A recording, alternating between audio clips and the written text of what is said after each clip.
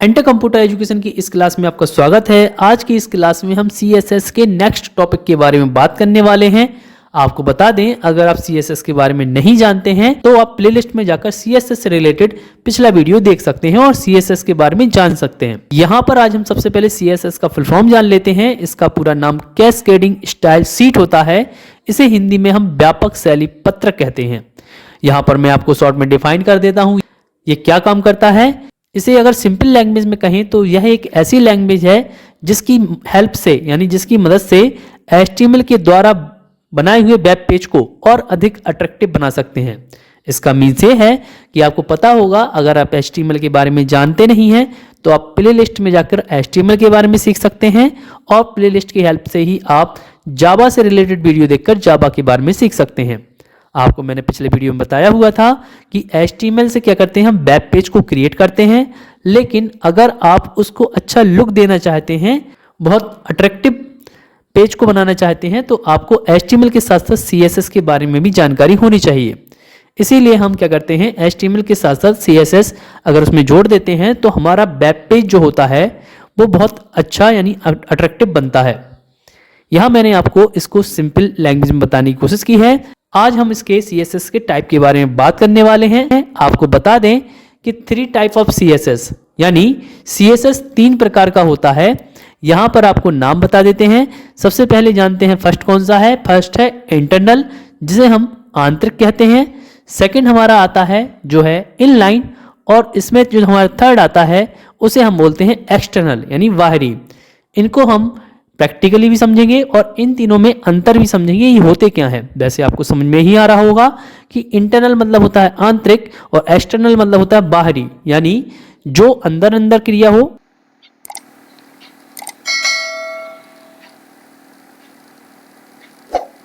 उसे हम इंटरनल कहेंगे और जो बाहर से प्रोसेस हो उसे हम एक्सटर्नल यानी बाहरी कहेंगे। लेकिन आपको बता दें, यहाँ मैंने आपको ये थ्योरी से स्टार्ट किया है। सबसे पहले हम जानते हैं कि इंटरनल CSS क्या होता है। सबसे पहले हम इसके बारे में जानते हैं। इसके लिए मैं आपको नोटपैड पे ले चलता हूँ। यहाँ पर हम नोटपैड पर आ गए हैं और यहाँ पे हमें सबसे पहले टैग को यूज करना होगा।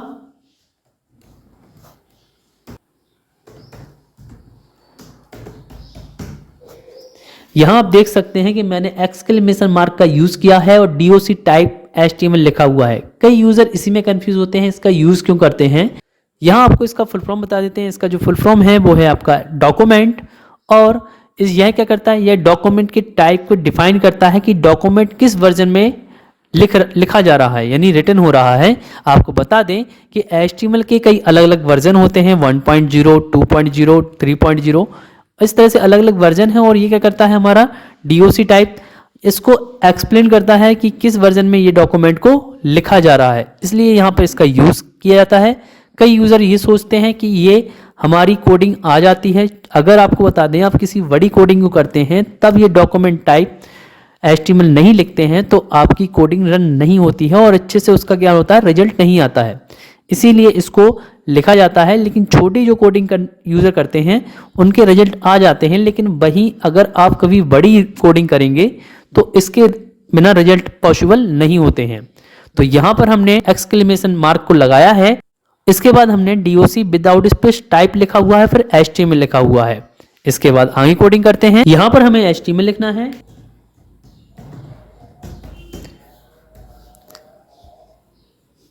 HTML के बाद हम हेड लिखेंगे।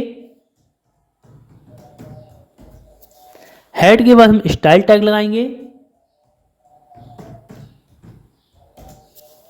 और स्टाइल के अंदर ही हमें सभी टैग का यूज करना होता है। इसलिए फिलहाल मैं एंटर करके आगे बढ़ता हूं और फिर हम क्या करते हैं, स्टाइल टैग को बंद कर देते हैं।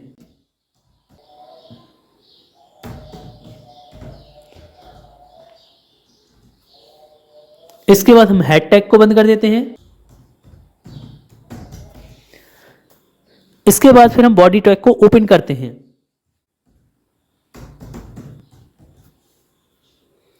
देन एंटर करते हैं और यहां पर हम हेडिंग टैग का यूज करते हैं।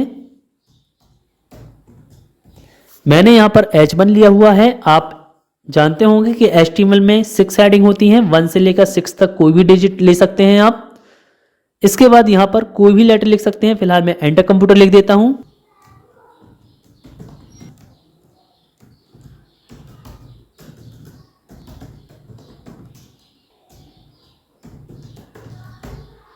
इसके बाद हमें एच हेडिंग टैग को बंद करना रहेगा। इसके बाद हम क्या करते हैं, यहां पर एंटर करते हैं और एंटर करने के बाद हम बॉडी और एचटीएमएल टैग को बंद करते हैं।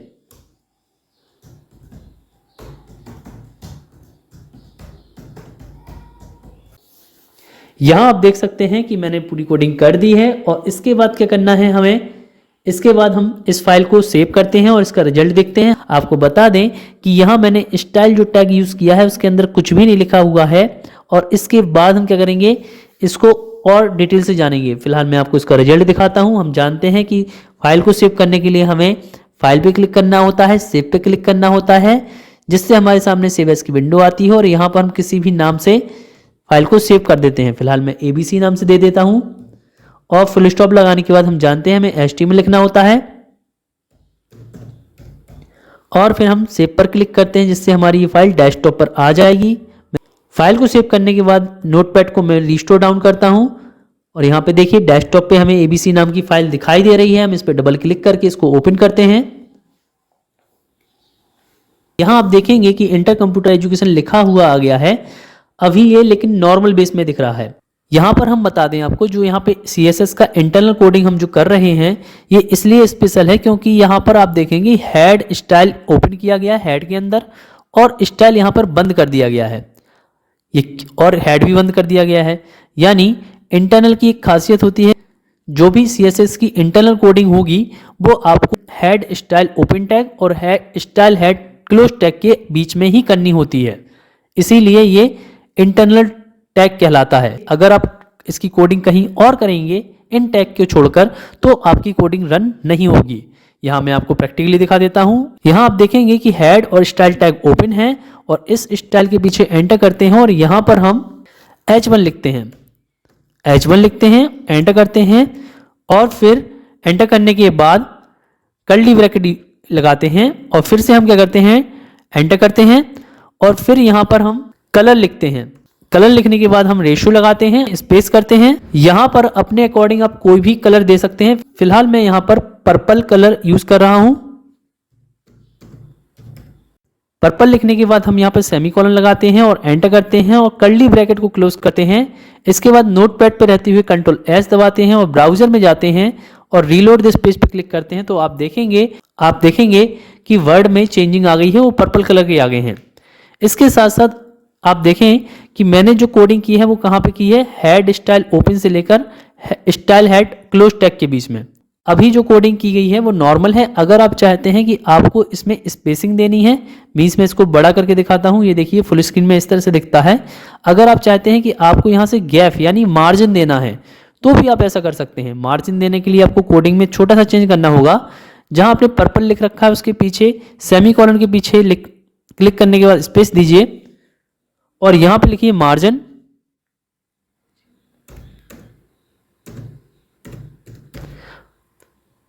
मार्जिन लिखने के बाद डैश लगाइए, इसके बाद लिखिए लेफ्ट। लेफ्ट लिखने के बाद रेशियो लगाएंगे, स्पेस देंगे और कितना स्पेस आप चाहते हैं उस नंबर को लिखना होता है। फिलहाल मैं 60 लिखकर px लिखता हूं, px हमारा पिक्सल है।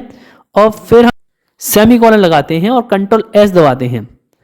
कंट्रोल S नोटपैड पर रहते हुए दबाना है और फिर हम रीलोड दिस पेज पे क्लिक करते हैं तो आप देखेंगे, ये देखिए यहाँ पे मार्जिन यानी कि ये क्या हो रहा है, गैप आ गया है ये। तो आप जितना लार्ज नंबर यहाँ पर देंगे उतना लार्ज स्पेस करता जाएगा, मार्जिन देता जाएगा। फिलहाल मैं इसको 100 कर देता हूँ और कंट्रोल S दबाता हूँ। फिर ब्राउजर में जाके रीलोड दिस पेज पे क्लिक करता हूँ तो देखिए ये स्पेस बढ़ गया है। तो आप अगर चाहते हैं कि आपको इस तरह से स्पेस करना है तो आप इस तरह से स्पेस कर सकते हैं। अगर आप चाहते हैं कि आपको यहाँ पे बैकग्राउंड कलर जो वाइट आ रहा है उसको चेंज करना है, आप अपने अकॉर्डिंग कोई कलर देना चाहते हैं तो भी ऐसा कर सकते हैं। इसके लिए आप देखें जहां हेड और स्टाइल ओपन टैग है उस स्टाइल के पीछे क्लिक करके एंटर दबाइए। एंटर दबाने के बाद कर्ली ब्रैकेट ओपन कीजिए और फिर से एंटर कीजिए और यहां पर हम लिखेंगे बैकग्राउंड।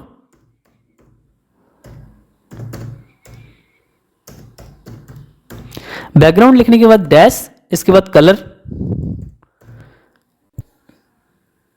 इसके बाद रेशियो और स्पेस करेंगे और आप अपने अकॉर्डिंग कोई भी कलर दे सकते हैं। फिलहाल मैं रेड यूज कर रहा हूं और फिर सेमीकोलन लगाना है और एंटर करके जो कर्ली ब्रैकेट ओपन किया था उसको क्लोज करना रहेगा और नोटपैड पे रहते हुए कंट्रोल एस दबाइए और ब्राउजर में जाके रीलोड दिस पेज पे क्लिक कीजिए तो आप देखेंगे कि यहाँ पर कलर नहीं आया है, मीन्स दैट कि इसमें कोडिंग में कुछ मिस्टेक हो गया है।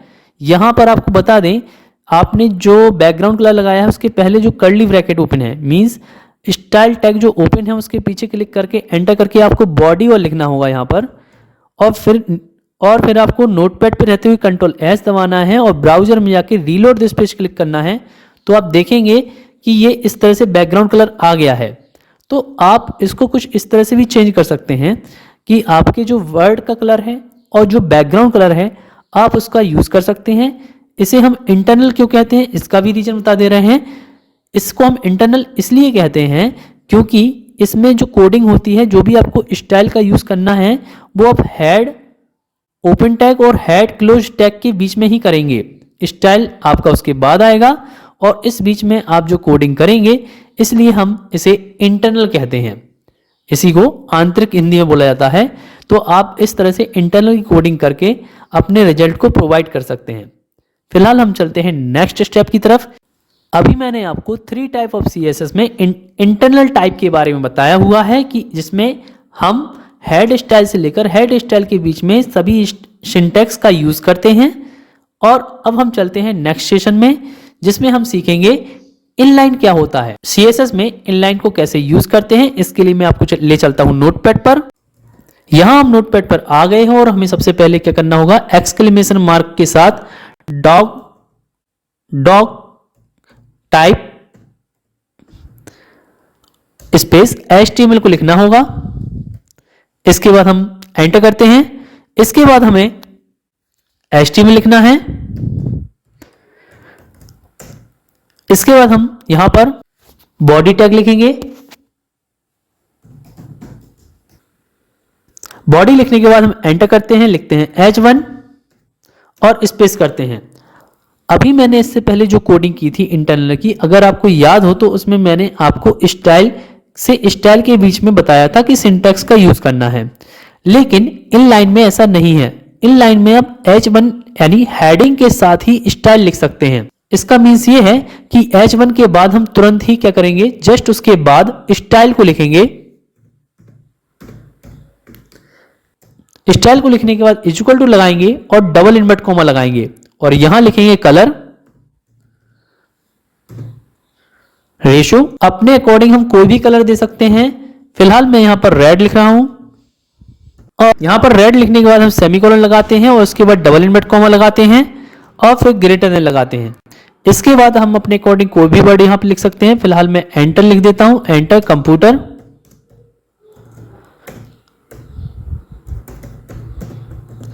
इसके बाद हमने जो हेडिंग टैग को ओपन कर रखा है उसको हम बंद कर देते हैं, हेडिंग टैग को, और इसके बाद फिर से एंटर करते हैं। यहां पर हम फिर P टैग का यूज करते हैं। पैराग्राफ के अंदर किस तरह से लगा सकते हैं इसको भी देख लेते हैं। यहां पर P लिखते हैं और फिर लिखते हैं style equal to double invert comma colour. Ratio लगाते हैं। यहां पर आप अपने अकॉर्डिंग कोई भी कलर दे सकते हैं। फिलहाल मैं यहां पर ऑरेंज कलर का यूज कर रहा हूं। ऑरेंज लिखने के बाद हम सेमीकोलन लगाते हैं और डबल इनवर्ट कॉमा लगाते हैं, ग्रेटर देन लगाते हैं। यहां पर आप अपने अकॉर्डिंग कोई भी मैटर लिख सकते हैं। फिलहाल मैं लिख देता हूं यहां पर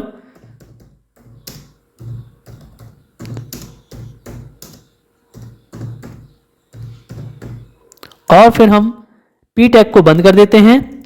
इसके बाद एंटर करके बॉडी टैग को बंद करते हैं और HTML टैग को बंद करते हैं।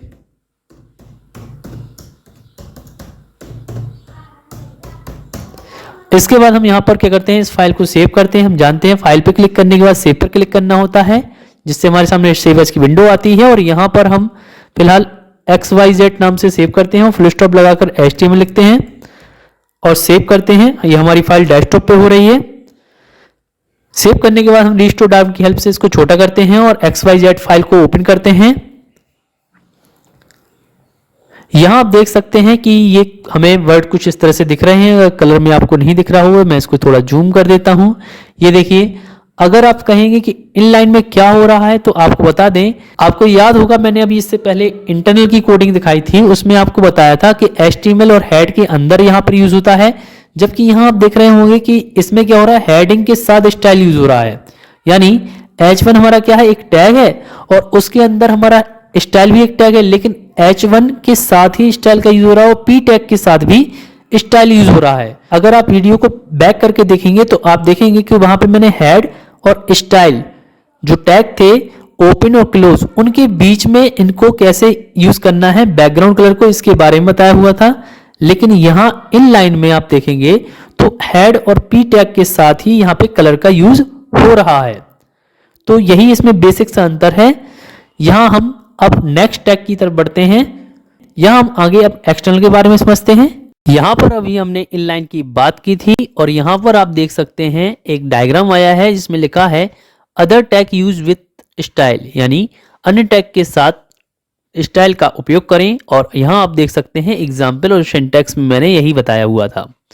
इसके बाद देखते हैं हम नेक्स्ट टाइप ऑफ CSS जिसमें आता है एक्सटर्नल। एक्सटर्नल को हम हिंदी में बाहरी कहते हैं, यानी कि इसमें हमें क्या करना होगा, हम इसके अंदर दो अलग अलग कोडिंग करेंगे और एक से दूसरे को हम क्या करेंगे, लिंक करेंगे। यहां पर इसको कैसे करते हैं इसके बारे में हम प्रैक्टिकली समझते हैं।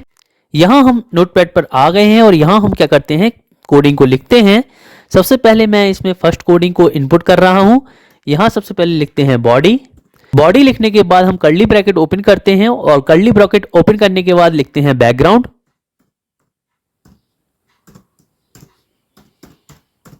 बैकग्राउंड लिखने के बाद यहां पर हम लगाते हैं डैश और इसके बाद लिखते हैं कलर। कलर लिखने के बाद लगाते हैं रेशो और फिर स्पेस करते हैं। इसके बाद आप अपने अकॉर्डिंग कोई भी कलर यहां पर लिख सकते हैं। यहां पर फिलहाल मैं रेड यूज कर रहा हूं। रेड लिखने के बाद और इसके बाद सेमीकोलन लगाते हैं और जो कर्ली ब्रैकेट ओपन किया था उसको मैं क्लोज करता हूं।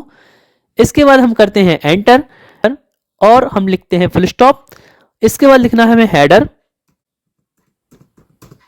हेडर लिखने के बाद स्पेस करेंगे और कर्ली ब्रैकेट ओपन करेंगे और यहां लिखेंगे कलर। इसके बाद हम लगाएंगे रेशियो और स्पेस करेंगे और यहां पर आप अपने अकॉर्डिंग कोई भी कलर दे सकते हैं।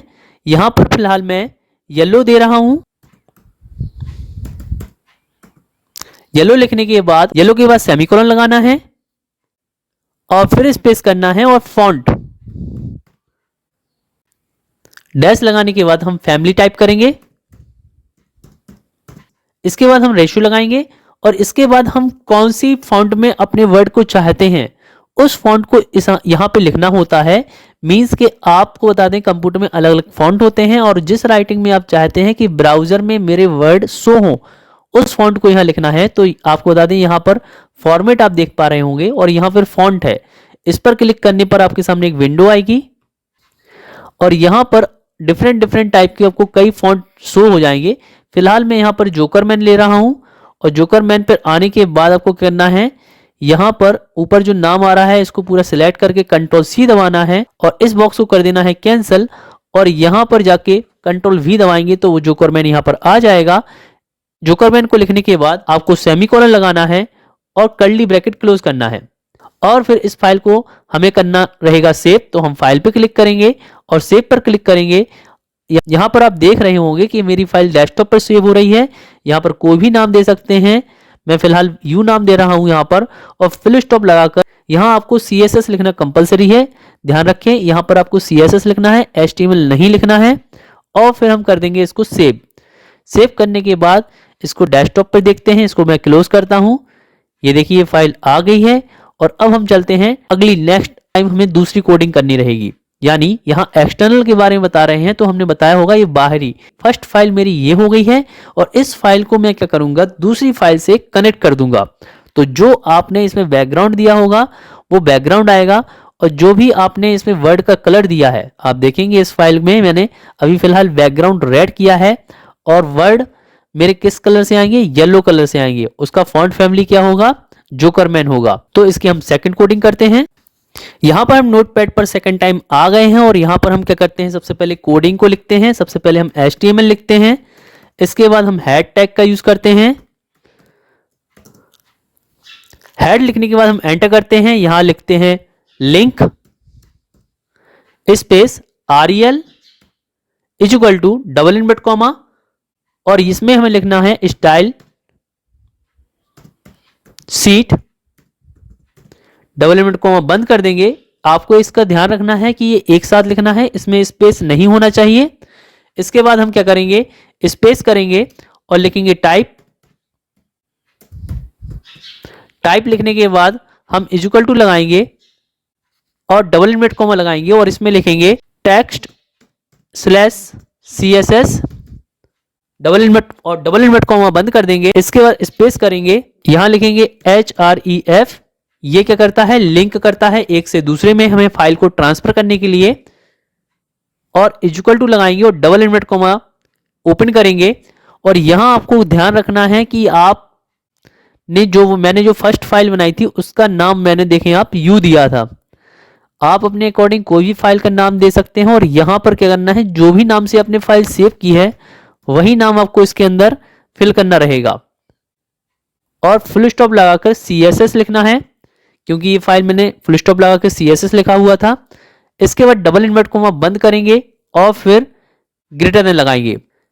आपको इस बात का ध्यान रखना है, जो भी आपकी फाइल का नाम है उस फाइल के जस्ट बाद फुल स्टॉप लगाकर CSS लिखना है, इसमें स्पेस नहीं होना चाहिए और ये डबल इनवर्ट कॉमा के अंदर होना चाहिए। इसके बाद हम क्या करेंगे, एंटर करेंगे। एंटर करने के बाद यहां पर लिखेंगे टाइटल। टाइटल के अंदर आप किसी भी वर्ड को लिख सकते हैं। टाइटल में आप किसी भी वर्ड का यूज कर सकते हैं। फिलहाल मैं यहां पर कंप्यूटर लिख देता हूं। कंप्यूटर को लिखने के बाद हम टाइटल टैग को बंद कर देते हैं। इसके बाद एंटर करके हेड टैग को भी बंद कर देते हैं। हेड लिखने के बाद हम एंटर करते हैं और यहां पर बॉडी टैग को ओपन करते हैं।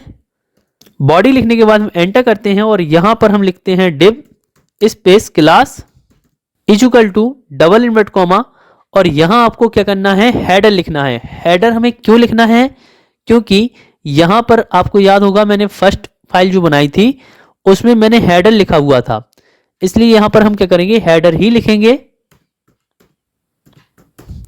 और डबल इनवर्ट कॉमा बंद कर देंगे। और फिर हम क्या करेंगे, ग्रेटर देन लगाएंगे और फिर एंटर करेंगे। और एंटर करने के बाद आप क्या डिफाइन करना चाहते हैं, फिलहाल मैं एंटर कंप्यूटर लिख देता हूं।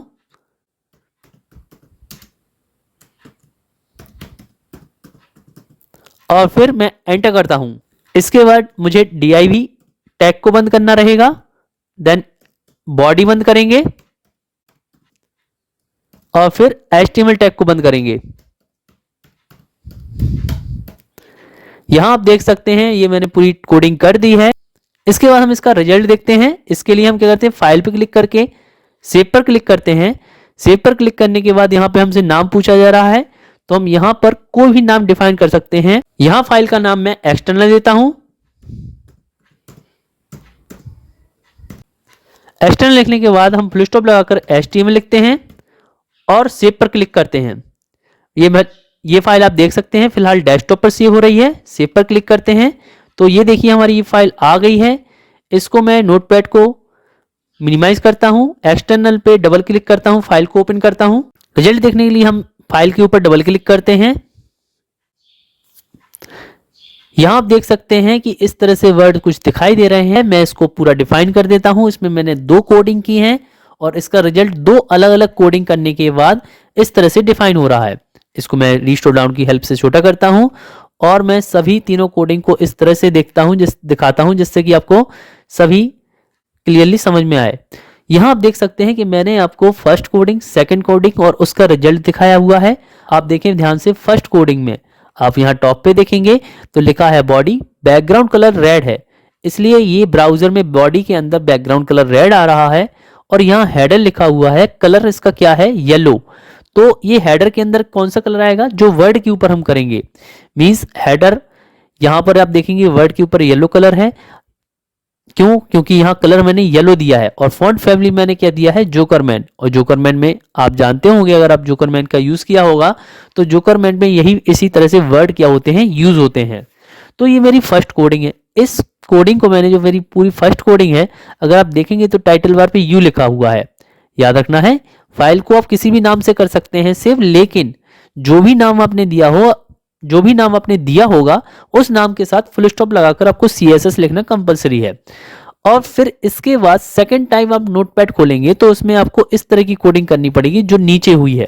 यहां पर आप HTML हेड लिखेंगे, लिंक होता है मींस कि आप स्टाइल सीट को, कौन सी सीट को, स्टाइल सीट को आपको ध्यान रखना है, इसको लिखते समय आपका स्पेस नहीं होना चाहिए, कंटिन्यू लिखा होना चाहिए। और फिर आप क्या करें, कौन सी लिंक को रेफर कराना चाहते हैं तो UCSS, क्योंकि मैंने फाइल का नाम फर्स्ट वाली जो कोडिंग की थी उसका नाम U दिया था और फुल स्टॉप लगाकर CSS लिखा था। तो यहां पर आपको क्या करना है, UCSS मैंने लिखा हुआ है, आप जिस नाम से फाइल सेव करेंगे वही नाम आपको कंटिन्यू लिखना है विदाउट स्पेस किए हुए, वो भी डबल इन्वर्ट कॉमा में।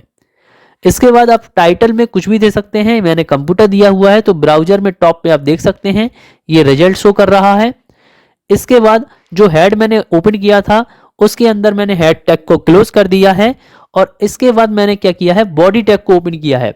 बॉडी टैग को ओपन करने के बाद आप देखेंगे यहां पर डिप क्लास हेडर लिखा हुआ है। ऐसा क्यों है, क्योंकि डिप क्या करता है, ये क्लास को उठाने का काम करता है। और यहाँ पे हेडर ही क्यों लिखा है, क्योंकि आप ऊपर देखेंगे तो यहां पर भी मैंने हेडर लिखा है। अगर यहां पर मैं वर्ड चेंज करता हूं तो इसका इंपैक्ट देख लेते हैं क्या होता है। मैं यहां पर हेडर की जगह केवल हेड लिखता हूं और Ctrl+S दबाता हूं नोटपैड पे रहते हुए और ब्राउजर में जाके रीलोड दिस पेज पे क्लिक करता हूं तो आप देख रहे होंगे कि यहां पर हेडर लिखा है और यहां पर हेड लिखा है, तो कोई भी रिजल्ट नहीं आ रहा है। यहां पर मैं ABC या कुछ भी लिखता हूं, ABCD, और Ctrl+S करता हूं नोटपैड पे रहते हुए, ब्राउजर में रीलोड दिस पेज कर रहा हूं तो भी कुछ नहीं हो रहा है। इसका मीन्स ये है कि आपने जो यहां फर्स्ट कोडिंग में हेडर लिखा है सेम आपको वही यहां पे लिखना होगा। तो यहां पर हम क्या करेंगे, हेडर लिखेंगे और Ctrl+S दबाएंगे नोटपैड पर रहते हुए, ब्राउजर में जाके रीलोड दिस पेज करेंगे तो आप देखेंगे कि ये रिजल्ट शो हो रहा है।